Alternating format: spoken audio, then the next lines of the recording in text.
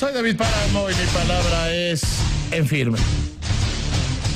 De acuerdo con las leyes electorales, hoy deben cerrarse las campañas para que haya un proceso de reflexión, entre los ciudadanos sobre por quién deben votar, que se callen los candidatos y que los ciudadanos tengamos tiempo y espacio para votar. Quiero hacer dos consideraciones de entrada sobre estas normas. Estas normas surgieron cuando no había redes sociales. Si por sí ya es raro eso de que ya que nadie pueda hacer propaganda, que nadie diga, que todos se callen, que no haya del último momento, me suena un poco tratarnos como si fuéramos adolescentes y no mayores de 18 años, es decir, legalmente adultos e incluso con credencial para votar. Pues decías, bueno, los medios de comunicación y los políticos no pueden hacer llamados al voto, no pueden presentar encuestas, no pueden hacer ese tipo de cosas. Y hay una laguna grande y hay una laguna interesante. ¿Qué pasa con las redes sociales? ¿Qué va a pasar con las redes sociales? Se lo puedo anticipar. Va a haber una gran cantidad de noticias falsas, esas que les llaman fake news. Va a haber una gran cantidad de chismes, rumores, mentiras, encuestas, unas serias, unas menos serias que otras, y unas total y absolutamente inventadas. Va a haber una gran cantidad de rumores, una gran cantidad de mentiras y fenómenos raros como aquellos que verdaderos influencers que hagan opiniones. ¿Se debe considerar esto de una mala práctica democrática? Yo creo que no. Yo estoy total y absolutamente convencido que no es una mala práctica porque yo creo en la libertad de expresión. Yo creo en que además alguien tiene derecho a tener medios públicos y medios privados. ¿A qué me refiero? Piensen en ustedes Ok, me choca, me pongo yo como ejemplo. Yo en mis redes sociales yo tengo algunas redes sociales que son totalmente privadas. Y en Twitter no es la opinión de esta empresa que contrata mis servicios. No es la opinión, es mi opinión. Pero hay quienes confunden, hay quienes creen que ahí se hace periodismo. No, en Twitter no se hace periodismo. En Twitter hacen periodismo las páginas. Vea la página de Excelsior Digital, esas sí hacen periodismo. Esas sí hacen lo que deben estar haciendo. Pero lo demás son opiniones. Por el otro lado, un segundo tema. Periodo de reflexión. En este caso, sí hay un interés importante para las personas que no tienen claro y están confundidas sobre cómo votar, qué votar. Hoy, por ejemplo, Fernanda me decía, ¿y por quién voto? Y si Anaya o Mid. Ese tema que ha sido, insisto, de la mayoría de los votantes. Cuando alguien habla con una persona que ya decidió votar por Andrés Manuel López Obrador, ya lo decidieron. Ellos ya lo decidieron. Parecería que la línea de indecisos no está en el caso de López Obrador. Yo no conozco ningún caso que diga, no sé si votar por Mid o por López Obrador. No sé si votar por Anaya o por López Obrador. Los que van a votar por López Obrador parece que ya están definidos.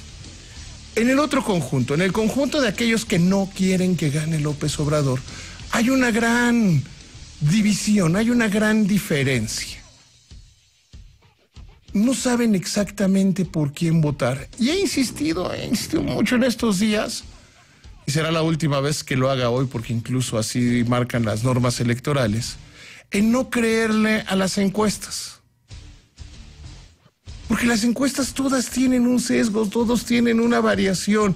A mí, por ejemplo, me gustan mucho las encuestas de Pop Group, esas que desde hace ya mucho tiempo ponen a José Antonio Meade en segundo lugar, porque hacen preguntas como más orientadas a verificar, orientadas a consolidar dónde está el voto, dónde está la decisión.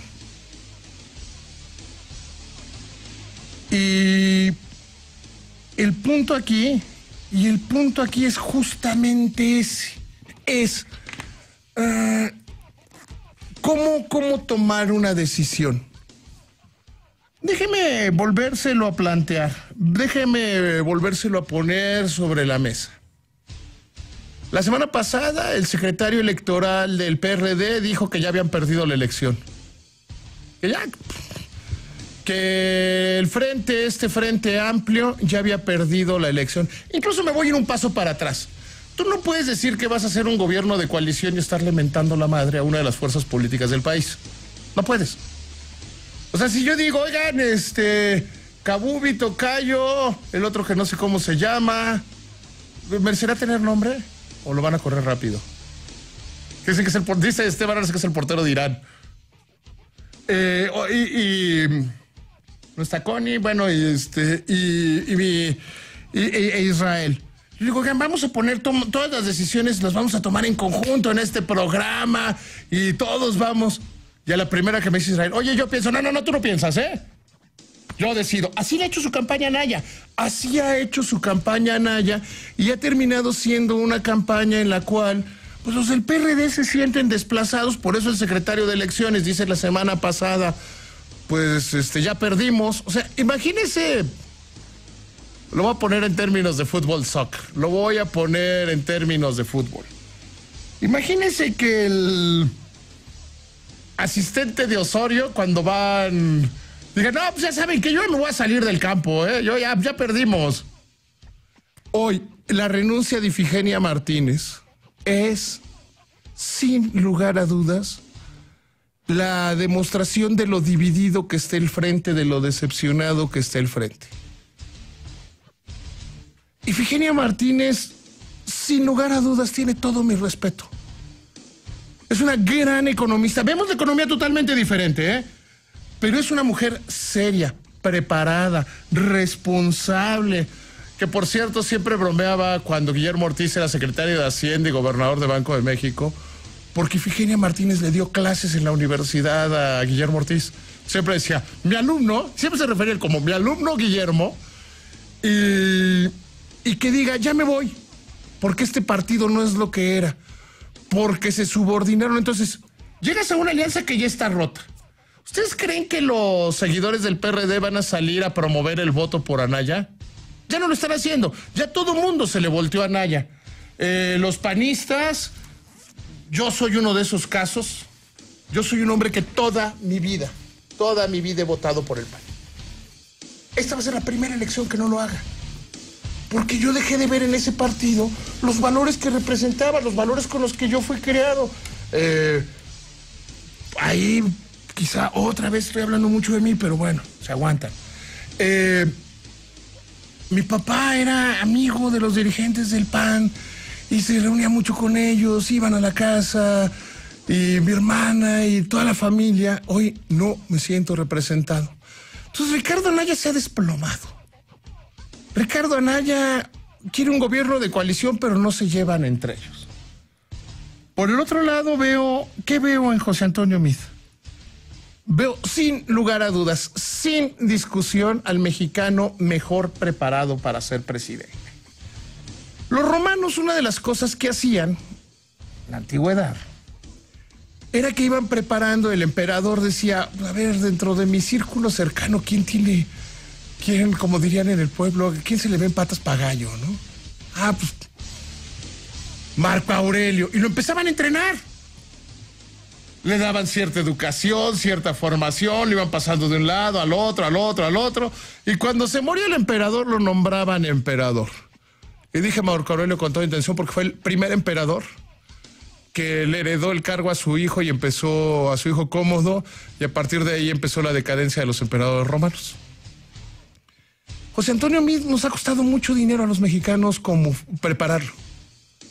Con dinero de los contribuyentes, José Antonio Meade se preparó como en el Fobaproa, en el IPAB, director de un banco de Banrural que lo cerró porque perdía dinero.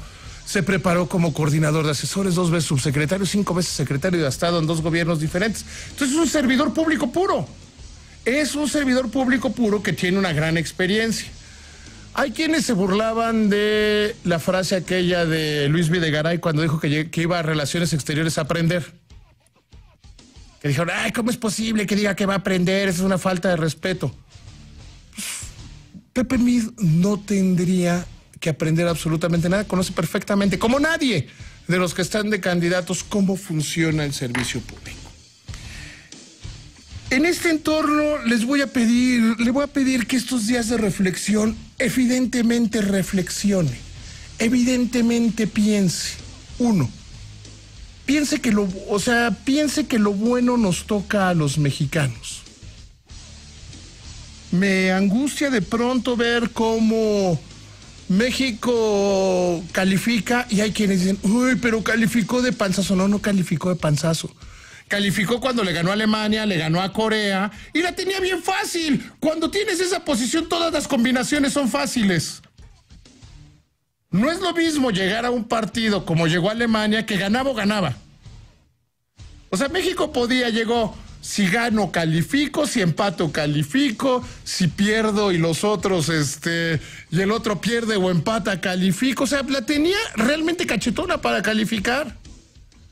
Pero siempre pensamos que a los mexicanos no nos toca lo bueno, no nos tocan las buenas combinaciones, las buenas determinaciones, los buenos momentos. Decimos, pasó de panzazo, y se le hago el planteamiento al revés. ¿Qué hubiera pasado si el primer partido hubiera sido contra Suecia y Suecia gana 3-0? Todo el mundo hubiera dicho, muere Osorio, es un asco, no sé qué, no sé cuántos. Luego pues le ganamos a Corea. Bueno, no, pues ahí van. Y luego le ganamos a Alemania. Pues todo el mundo diría, no, son unos monstruos. Es lo mismo, 3 partidos, la suma de los 3 partidos es lo que da. Pero somos un país fatalista, somos un país en el cual nos encanta pensar en la tragedia. En estas elecciones he visto a más gente angustiada que a gente determinada. Recordemos algunas de lo que me da atención. ¿Se acuerda que los que estaban con Vicente Fox estaban muy emocionados? Había una sensación de, ¡ay, las cosas van a cambiar! De, ¡ay, ¿recuerda en la elección de Calderón en contra de Andrés Manuel López Obrador? Todo el mundo andaba muy, muy intenso, con mucha duda, pero una intensidad como agresiva. En la elección pasada, a estas alturas, ahorita lo platicaba con alguien, con Akiko.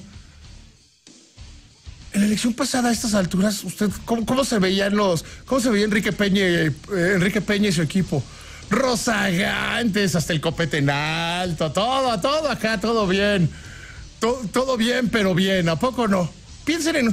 Ahora vean ustedes cómo se ha dado esta elección con angustia. Ha sido una elección angustiosa. Todo el mundo, ¿qué va a pasar? Y para colmo todavía no sabemos si es la mamá de Luis Miguel. Para colmo todavía no sabemos si es la mamá de él. Entonces, en una de esas, primero vamos a saber si es la mamá de Luis Miguel o no, y si antes de que salga el INE. Pero hay angustia, hay una gran angustia entre la gente. Hay un sentimiento de desesperación, porque ni siquiera hay un sentimiento de tranquilidad. Vemos a Jacob Polewski hablar de que se va a aparecer el diablo, o de que el tigre está suelto. Vemos los actos de campaña pues, como con violencia, pero a mí lo que me preocupa, y me preocupa sobremanera, es la angustia de las personas. ¿De qué va a pasar? ¿Tú qué le sabes qué va a pasar? Ay, David, Anaya Humid, ¿quién está en segundo lugar? Yo les invito a que hagan las cosas en conciencia, a que hagan las cosas bien. Se separen un poco de las redes sociales, salgan del Twitter, salgan del Facebook y piensen un poco. Ven a los candidatos como son. Ven a los candidatos con las posibilidades que tienen o no tienen de ganar. Oigo a mucha gente que dice, no, es que la verdad es que sí, mides el mejor. ¿Verdad, Israel? Mides el mejor, pero la verdad no sé. Porque capaz que gana Anaya. Ser valiente nunca ha sido una mala decisión. Actuar en conciencia nunca ha sido una mala decisión. Yo estoy convencido de que si actuamos en conciencia, que si actuamos con determinación y con inteligencia, todo, absolutamente todo, va a salir bien. No tengas duda, Fer. Esa es mi palabra y es en firme.